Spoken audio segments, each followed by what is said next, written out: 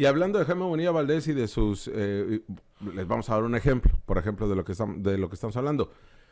Resulta que la Suprema Corte de Justicia de la Nación, la primera sala, con un proyecto del ministro Alcántara Carrancá, les terminó dando un regalo del 14 de febrero, del Día del Amor y la Amistad, al Congreso y Gobierno bonillista.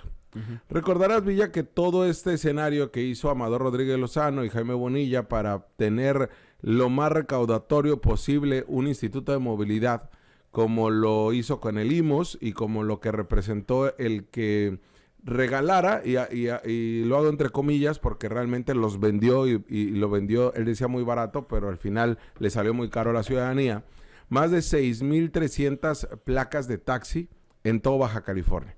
Una obsesión por llenar de taxis, que sí es cierto, había muchos que se lo merecían, que lo necesitaban, que habían sido choferes y que están agradecidísimos con Jaime Bonilla Valdés. Lo que no se dieron cuenta es que también le dio a personas que no tenían nada que ver con el rubro y de todas maneras se siguieron viendo beneficiados estos sindicatos charros y estos sindicatos que también le abonaron mucho a la corrupción con el PRI y con el PAN.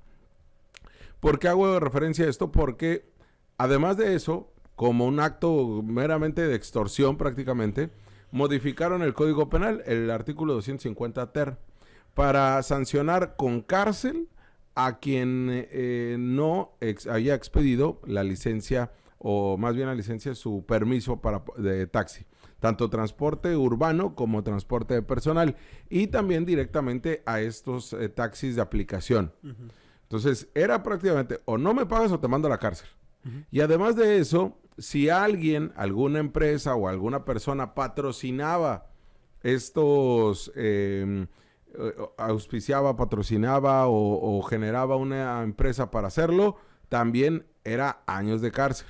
Pero además, y ahí tenemos la publicación del periódico oficial, esa mera.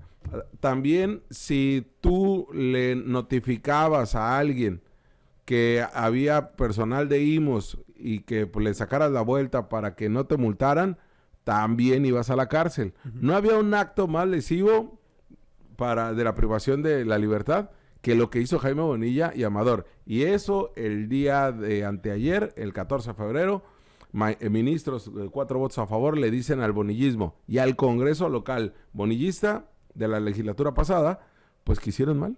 Una de las tantas reformas que se echa para atrás debido a que la Suprema Corte de Justicia de la Nación le tiene que corregir la plana al Congreso de Baja California, porque al final la propuesta es de Jaime Bonilla Valdés y de Amador Rodríguez Lozano, que lo sabemos, ese doctor honoris causa. Yo creo que ya la universidad que se lo expidió tendría que pedírselo de vuelta, porque nomás está haciendo pasar ridículos, pero esto que hace Amador Rodríguez Lozano, que hace Jaime Bonilla Valdés, se supone que es revisado por Juan Manuel Molina, sí, por el propio Tenorio, con todo un equipo de abogados, con diputados, 25 diputados de ese entonces, que permitían o que aprobaban o trabajaban y remendaban supuestamente todas las reformas propuestas por Jaime Bonilla Valdés.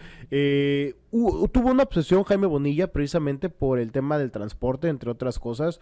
Tú lo comentabas, hacía sus eventos y regalaba las placas de taxi como si fueran bolo, ¿no? O sea, los agarraba, casi las aventaba al aire y las agarrara quien quisiera agarrarlas, ¿no? Y había eventos grandísimos en IMSS donde había una gran cantidad de personas recibiendo... sí, como cartitas del mundial, ¿no? Estas me salieron repetidas. Ajá, vamos, van dos ahí sin problema. Y así se la llevó durante sus casi 2 años de gobierno. Dejó un desastre en el Instituto de Movilidad porque jurídicamente hablando no tenían una estructura, no estaba bien cimentada la ley de movilidad para poder sustentar al IMSS, ¿no? Tuvieron que darle reversa, tuvieron que volver a presentarla. Posteriormente pues pasa esta situación. Y hoy en día tenemos realmente un desastre. Siempre hemos tenido un desastre, tanto en Tijuana como en Mexicali, en el tema del transporte público. Pero estos esquemas que ofreció Jaime Bonilla Valdés no vinieron a ayudar. Vinieron a perjudicar, a empeorar aún más, a volver más engorroso el tema del transporte. Y puso un desorden, empeoró el desorden que ya se tiene. En junio del 2020 fue cuando se aprueba esta modificación al Código Penal, le decimos para cárcel de 6 meses a 2 años. Y se iba, pues de cierta manera no es correcto decirlo así, pero si iba a aumentar la pena o agravarla, sí, como les decía, había un patrocinador o una empresa que hiciera esto. Y sobre todo iba mucho ligado al transporte de personal y al transporte y a estas aplicaciones como Uber, Didi. No, con esto no decimos que esté mal el que sean sancionados quienes no tengan su licencia o que no tengan estas placas para permiso de IMOS. Claro que tiene que haber una sanción, no puede estar en la irregularidad como tal. Acá, es penal. Sí, acá el problema es que te lleven a la cárcel por no tenerla, cuando en junio del 2020, ya lo decía el Villa, la votación que se da, por eso decimos, el gobierno y el Congreso bonillista, porque estaban sujetos a lo que decía Jaime Bonilla Valdés y Amador Rodríguez Lozano, pues en ese sentido, el legislador, el llamado, el jalón de orejas que hace la Suprema Corte de Justicia otra vez, es directamente hacia el legislador, por las omisiones que hizo. Y ahí tenemos el documento de la Suprema Corte, el boletín que sacaron, porque es muy explícito, es muy claro. Y dice, el legislador cometió pues varias omisiones, entre ellas hacer un comparativo entre los beneficios y perjuicios que tendría esta medida penal. Es decir, no justificaron bien esta iniciativa, que fue votada por 20 diputados a favor, 2 abstenciones y 1 en contra.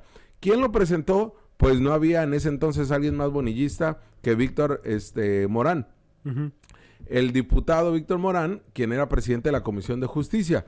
Y seguridad también. Y de la Comisión de Seguridad. Entonces, pero fueron prácticamente todas las fuerzas políticas quienes avalaron esta reforma que el día de anteayer la Suprema Corte de Justicia les dice hicieron mal. Además, la propia Suprema Corte dice, pues no hicieron tampoco, fue omiso el legislador bonillista, en plantear que si con estas medidas iban a poder ya inhibir o justificar que ya no se iban a dar estos taxis sin permisos. O sea, todo hicieron mal, Villa, y les tuvieron que dar revés a través de un amparo.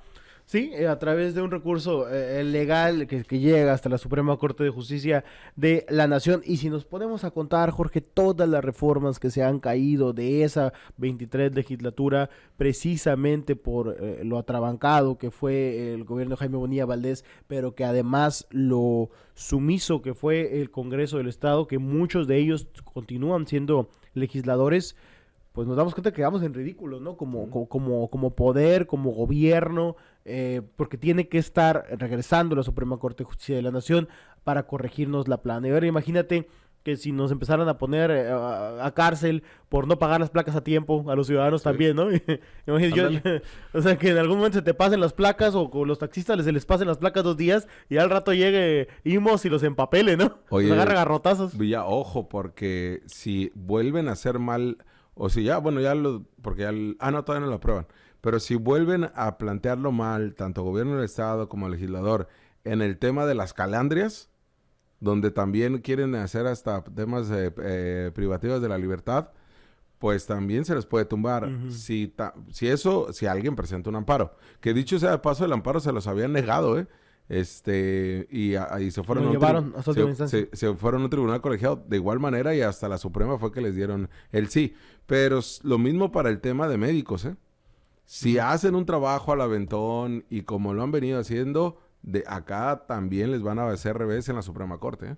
Sí, ¿cuántos reveses necesita más los congresos morenistas para entender que tienen que ponerse a trabajar bien, que tienen que hacer las cosas bien, que tienen que hacer parlamentos abiertos, que tienen que buscar la forma en la que todo el mundo esté de acuerdo y que puedan respetar las leyes de esta manera?